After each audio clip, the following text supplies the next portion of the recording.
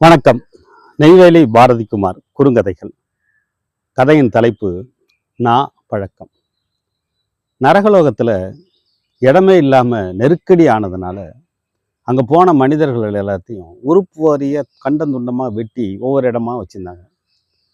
ஒரு இடத்துல பார்த்தா நிறைய நாக்குகள், ஒரு அரை முழுக்க நாக்குகள் இருந்து. இந்த நாக்குகளில் ஒன்றுக்கு ஒன்று பேசிக்கிட்டே இருக்கு. அதில் ஒரு நாக்கு இன்னொரு நாக்கை பார்த்து சொன்னிச்சான், ரொம்ப மெலிந்து இப்படி ஒல்லியாக இருக்கியே, நீ என்ன நாக்கு அப்படின்னு கேட்டுதான். யாருடைய நாக்கு அப்படின்னு கேட்டு. அதுக்கு அது சொன்னித்தானா, ஒரு பட்டிமன்ற பேச்சாளருடைய நாக்கு. எங்கே பார்த்தாலும் பேசி பேசி தேஞ்சு இப்படி மெலிஞ்சு போயிட்டேன். நீ யாருன்னு கேட்குற. நீ தான் பார்த்தா மெலிந்து ஒல்லியாக இருக்கியே அப்படின்னு. நான் ஒரு வக்கீலோட நாக்கு, வாய்தா வாங்கி வாங்கியே நான் இப்படி இழைச்சி போயிட்டேன்.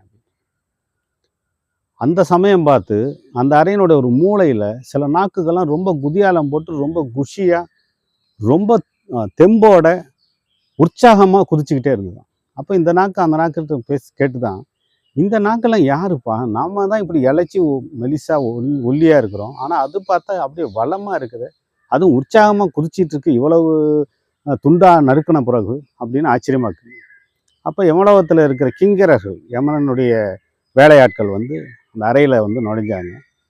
இந்த கும்பலாக குதிச்சிட்டு இருக்கிற நாக்குகளை பார்த்து, என்ன சத்தம், உங்களெல்லாம் அறுத்து துண்டா போட்டப்புறமும் இன்னமும் குதிச்சிட்டு இருக்கீங்களே, உங்களெல்லாம் தூக்கி எண்ணெய் கொப்பரையில் போட்டுருவேன் அப்படின்னு சொல்கிறார் அந்த கிங்கரன்லாம்.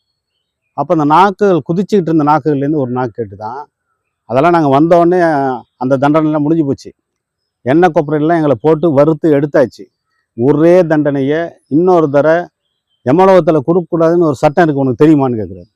கிங்கரர்கள் ஒருத்தர் பார்த்துட்டாங்க, இப்படி ஒரு சட்டம் இருக்கா, நமக்கே தெரியல அப்படின்னு.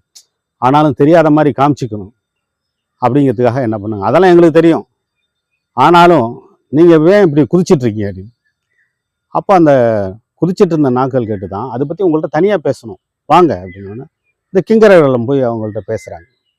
கொஞ்ச நேரம் கழித்து இந்த குதிச்சிட்டு இருந்த நாக்குகள்லாம் கிங்கரர்களை தூக்கி தலையில் வச்சுக்கிட்டு, உலகத்தின் தலைச்சிறந்த கிங்கரர்கள், மன்னர்கள் கிங்கரர்களே, யமலோகத்தின் எஜமானர்கள் கிங்கரர்களே, கிங்கரர்கள் 8வது அதிசயம் அப்படின்னு கோஷம் போட்டுக்கிட்டே வந்துச்சான். கிங்கரர்களுக்கு கிறக்கம் ஆயிடுச்சு. அடாடா, நமக்கே தெரியல இவ்வளவு பெருமை நமக்கு இருக்குதா அப்படின்னு. அந்த மற்ற நாக்குகள்லாம் இது என்ன நடந்துச்சு அப்படின்னு.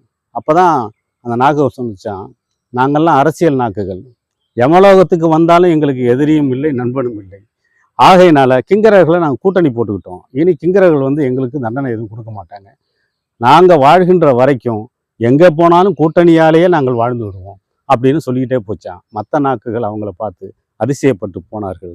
அரசியல் நாக்குகள் எங்கு சென்றாலும் பிழைப்பு வாதத்தை கைவிடுவதே இல்லை. நன்றி.